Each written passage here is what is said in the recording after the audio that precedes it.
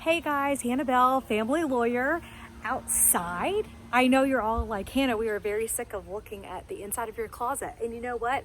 Join the club, because me too. So I figured, okay, I'll go in the front yard. I'll stand by like the palm bush. It'll feel like a little bit like maybe I'm at the palm trees on vacation or something. I'm very not. But okay, today's video is a family law pro tip, I guess. Maybe amusing. We'll kind of decide in a minute. But ladies who are thinking about getting divorced or who are in the beginning phases of filing, I want to tell you about a day that is going to come that you may not fully appreciate or understand that you should be excited about. And that's the day that you get to lock the front door. And for anybody who's already gone through this, you already know what I'm talking about, okay? You already know what I'm referring to. But if you're in the beginning of the whole thing, you are likely living in a house full of tension and weight and heaviness and fear and worry and dancing on eggshells or dancing on, however you say it, but you know what I mean, like tiptoeing around in your own house, right? If depending on where circumstances are or what your deal is, you may still be sleeping next to this person that you're afraid of, can't stand, hate, who's cheated on you, whatever, right? You may be, as I was at one point, sleeping on your own couch. But better days are coming. And worse days are coming too, and that's a whole different thing. But I don't know if they get worse. I mean, there's harder. But anyway, a good day is coming. And that's the day when you've moved out. And I guess if he's moved out, right, if you're staying in the house. But I'm thinking about, what I'm envisioning is that day when you get to leave and you get to your new place. And maybe it's not as big and fancy as your old house. Maybe it doesn't have a pool. It's not, decorated with all your art and half your stuff is gone. But in any event, you're going to leave. And you're going to get a new apartment, a new 2-bedroom, a new something.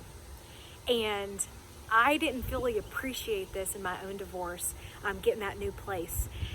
And the feeling when, for the first time, you get to lock the front door behind you and nobody can get in that you don't let in.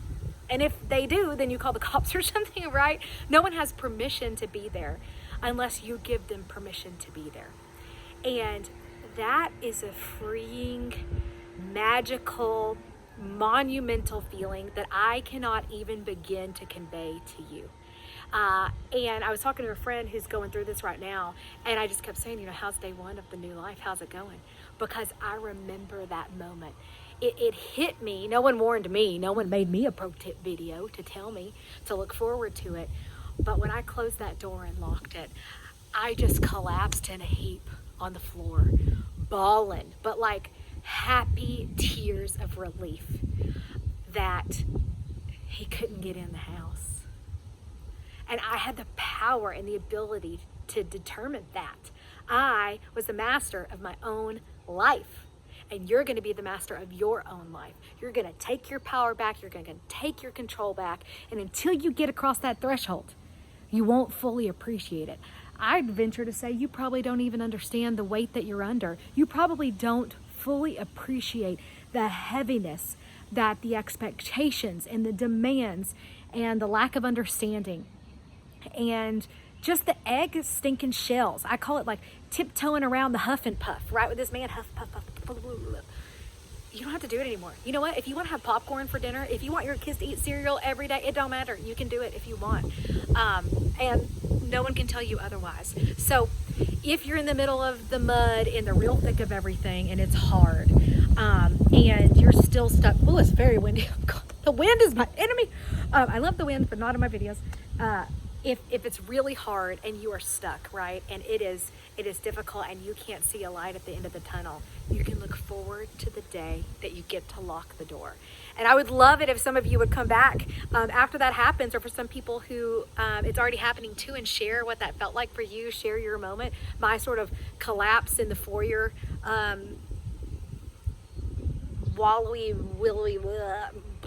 that's the word I'm trying to think of, blubbery mess of pure ecstatic relief.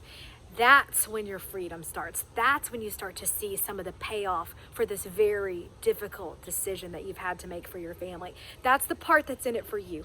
Okay? Lots of other things, lots of other costs, lots of other problems, but what's in it for you is your freedom. And that first taste is when you lock that door.